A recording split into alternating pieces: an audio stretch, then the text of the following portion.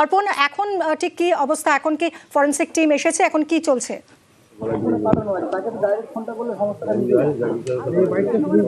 দেখো, বিস্ফোরণ স্থল সম্পূর্ণরূপে প্রায় 50 মিটার পরিধি করে কিন্তু সম্পূর্ণরূপে ঘিরে দেওয়া হলো পুলিশের তরফ থেকে। তুমি যেখানে দেখতে পাচ্ছিলেন সাধারণ মানুষের যে ভিড়, সেই ভিড় কিন্তু সম্পূর্ণরূপে সরিয়ে দিয়ে কারখানার যেখানে তৈরি মশলা এবং বাজি মজুদ রয়েছে এবং তার সঙ্গে বিস্ফোরণ স্থলের চারিদিকে থেকে সাধারণ মানুষকে সরিয়ে দেওয়া হয়েছে। এবং এই মুহূর্তে ঘটনাস্থলে যারা ছিলেন এবং ঘটনাস্থল থেকে যে নমুনা সংগ্রহ করা হয়েছে তার সিরিয়াল লিস্ট করার কাজ শুরু হয়েছে। এবং এই যে নীল রঙের দড়ি, সেই দড়ি দিয়ে সম্পূর্ণ যে বিস্ফোরণ স্থল সেটি সম্পূর্ণরূপে ঘিরে দেওয়ার কাজ শেষ করলো পুলিশ। এবং পুলিশের তরফ থেকে স্পষ্টভাবে জানিয়ে দেওয়া হয়েছে যে এই ঘটনাস্থলে এখন আর কারোর প্রবেশ করা যাবে না। এবং বারুইপুর থানার পুলিশ আধিকারিক তিনি জানিয়ে দিলেন যে আর কিছুক্ষণের মধ্যেই এফএসএল এর টিম তাদেরকে খবর দেওয়া হয়েছে, তারা এই ঘটনাস্থলে এসে তারা নমুনা সংগ্রহের কাজ করবেন। এবং সাধারণ মানুষ যারা ছিলেন তাদেরকে সম্পূর্ণ এই কারখানার বাইরে বের করে দেওয়া হয়েছে। এবং যারা রয়েছেন তাদেরকে কিন্তু সতর্ক করা হয়েছে, কারণ এই কারখানার মধ্যে যে এখনো পর্যন্ত বেশ কিছু যে বাজি তৈরি হচ্ছিল, বিশেষ করে ফুলঝুরি বাজি, যেগুলো কিন্তু অতি স্পর্শকাতর এই বিস্ফোরণের পরে, কারণ সামান্য আগুনের স্পর্শে কিন্তু আবারও আর নতুন করে বিস্ফোরণ হতে পারে। তুমি দেখতেই পাচ্ছ যে ছবি আমরা দেখাচ্ছি, এটি কিন্তু ফুলঝুরি তৈরির আগের মুহূর্তের ছবি। এখানেও যদি একটু আগুন লাগে তাহলে যতগুলি এখানে এই যে কাঠের পাটাতনের মধ্যে রয়েছে যে ফুলঝুরি, সেগুলো কিন্তু আবার নতুন করে বিস্ফোরণের আকার নিতে পারে। কারখানা সম্পূর্ণ বারুদে ভরা এবং সেখানে যে বিস্ফোরণ, সেই বিস্ফোরণের পর নতুন করে আর কোনো দুর্ঘটনা ঘটুক সেটার জন্য কিন্তু পুলিশ তৎপর এবং ইতিমধ্যেই জায়গা সম্পূর্ণরূপে খালি করে দেওয়ার কাজ শুরু করেছে। এবং যারা প্রত্যক্ষদর্শী যারা রয়েছিলেন তাদেরকে পক্ষ থেকে কিন্তু ইতিমধ্যে তাদের বয়ান নথিভুক্ত করার কাজ শুরু করা হয়েছে। দমকলের আধিকারিকরা তারা রয়েছেন এবং যে বিস্ফোরণ স্থল সেখান থেকে বেশ কিছুটা দূরে সাধারণ মানুষকে তারা পুলিশের তরফ থেকে সেখানে দেখো, প্রত্যক্ষদর্শীদের স্পষ্ট বক্তব্য, তারা শব্দ শুনে সেখানে আসেন। এবং বাজি অ্যাসোসিয়েশনের একজন রয়েছেন, তিনি কথা বলতে চাইছেন না। এবং যারা এখানে রয়েছেন তাদের সঙ্গে আমরা কথা বলবো। কি কি ঘটেছিল? আপনারা তো খবর পেলেন, কি ঘটেছিল? আমরা খবর পেয়ে এলাম, দেখছি মানে একটা বাস্টিং হয়েছে।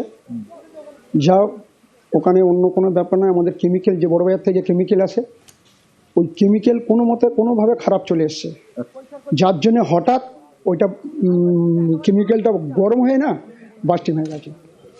আচ্ছা, যেখানে ফুলঝুরি তৈরি হচ্ছে সেখানে ওই তো কেমিক্যালের জন্য কেমিক্যাল এখন 20টা দোকান আছে। এ বলছে দাদা আমি 1 নম্বর কেমিক্যাল আনছি, ও বলছে দাদা আমি 1 নম্বর কেমিক্যাল আনছি। কাকে বিশ্বাস করবো বলুন?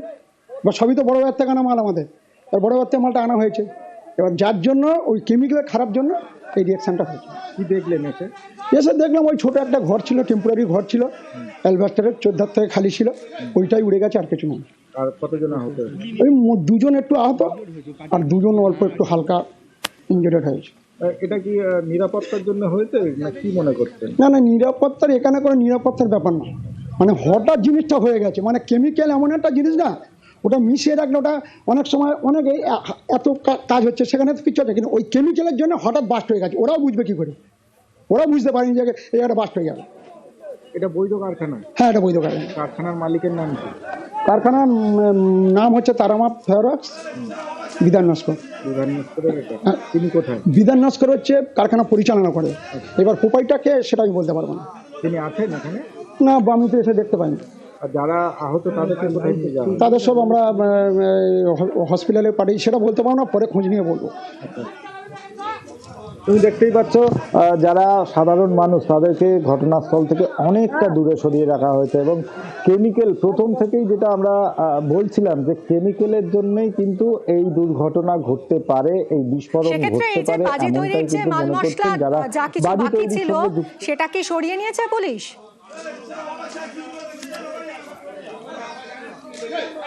দেখো, পুলিশের তরফ থেকে ঘটনাস্থল ঘিরে রাখা হয়েছে দমকলের আধিকারিকরা রয়েছেন।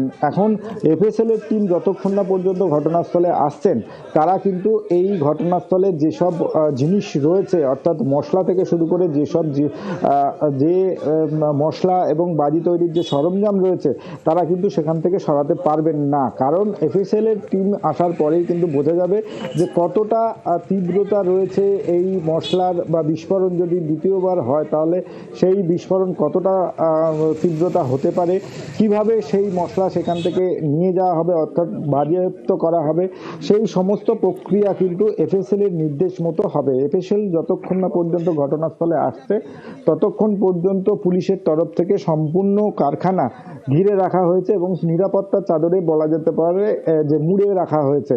এবং পুলিশের যারা আধিকারিকরা রয়েছেন তারা ঘটনাস্থলে এসে ইতিমধ্যেই তারা যে প্রবেশদ্বার সেখানে কিন্তু তারা বসে ইতিমধ্যেই নমুনা যেগুলো সংগ্রহ করা হয়েছে তার সিজার লিস্ট তৈরির কাজ শুরু করেছেন। এবং তুমি দেখতেই পাবে যে কারখানার আশেপাশে সমস্ত যে অংশে সেখানে কিন্তু যখন আগুন লাগে সেই আগুন নেভানোর জন্য তারাই প্রথমে হাত লাগান এবং সেই বালতি এখনো পর্যন্ত পড়ে রয়েছে।